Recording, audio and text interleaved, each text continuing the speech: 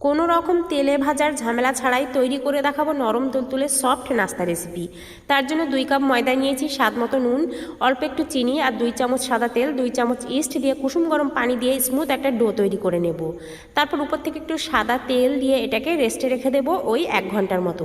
1 ঘন্টা পর যখনই এরকম ডবল হয়ে যাবে ফুলে, তখনই বাতাসটা একটু বের করে দিয়ে ভালো করে মথে নিয়ে এইভাবে লেচি কেটে নেব। তারপর সমস্তটা লেচিগুলো কেটে নিয়ে একটু সুন্দরভাবে সেট করে হাতের সাহায্যে এইভাবে প্রেস করে আগে থেকে তৈরি করে রাখা পুর দিয়ে একটু এইভাবে সাইডগুলো টেনে নিয়ে এটাকে সিল করে দেব। রেডি হয়ে গেল আমাদের একটা নাস্তা।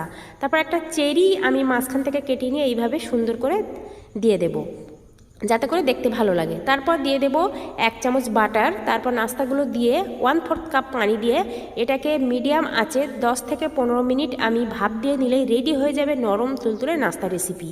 খেতে ভীষণ মজার, অবশ্যই একবার ট্রাই করতে পারো। লং ভিডিও অলরেডি আপলোড কর। আল্লাহ।